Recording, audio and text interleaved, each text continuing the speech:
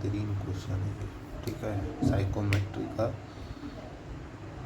बढ़िया सवाल, ठीक है। गेट में आने का प्रोबेबिलिटी काफ़ी ज़्यादा है, ठीक है। तो कहता है कि a dry air stream at 20 degree Celsius is mixed with another air stream at 40 degree Celsius with humidity.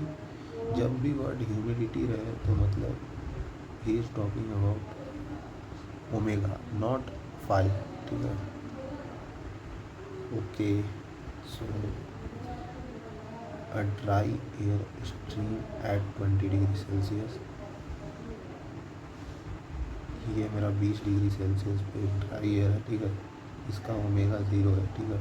सिर्फ इसमें ड्राई एयर है, कोई मॉइस्चर कंटेंट नहीं है।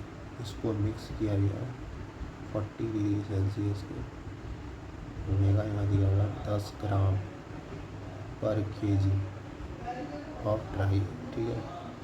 और मास फ्लो रेट दोनों का 1 केजी पर सेकेंड, 1 केजी पर सेकेंड।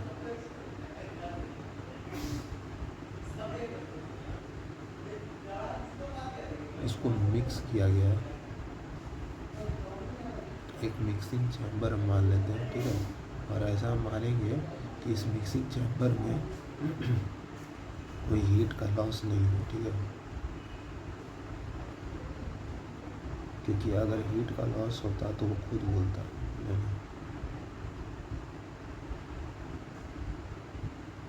और फाइनली जो हमको एग्जिट पे एयर निकलेगा, इसका अपने को टेम्परेचर बताना है, ठीक है। हाँ इसको कैसे अप्रोच किया जाए, स्टडी फ्लो एनर्जी इक्वेशन लगाते हैं, ठीक है।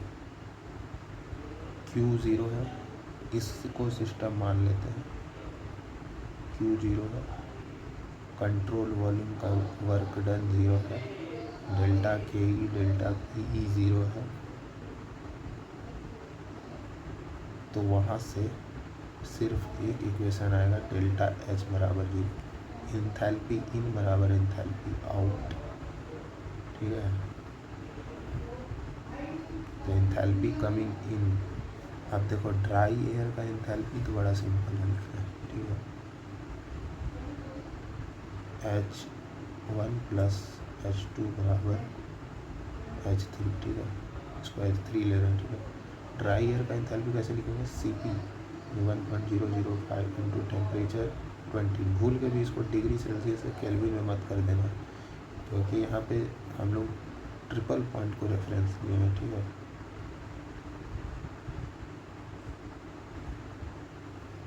और इसी के कारण इसको 0 ले रहे हैं, ठीक है।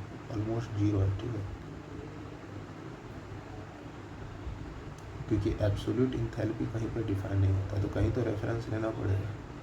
H2 क्या होगा, H2 हो जाएगा 1.005 इंटू मास फ्लो रेट हम लोग नहीं मल्टीप्लाई, 1 kg पर सेकेंड। हाँ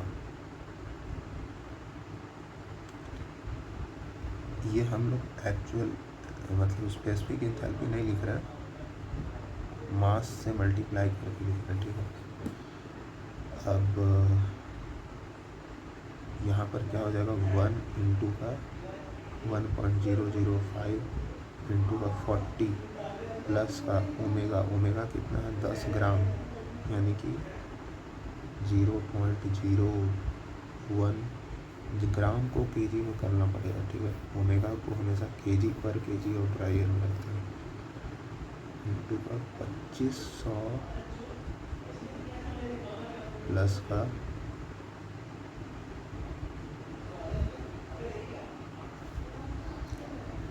1.88 इंटू में 40, ठीक है, is equal to enthalpy going out. Enthalpy going out कितना हो जाएगा, मास कितना बाहर निकला 2 किलो पर सेकेंड, ठीक है, इंटू 2 kg/s, ठीक है, ड्राई एयर का मास इंटू इंथैल्पी H3, ठीक है। तो यहाँ से हम लोग H3 कैलकुलेट कर लेंगे, ठीक है।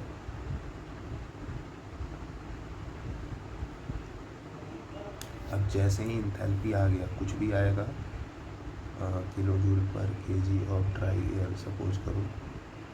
अप्रोच डिस्कस करना है, उसके बाद तो ये सब तो सॉल्विंग वाला पार्ट कोई भी कर लेगा।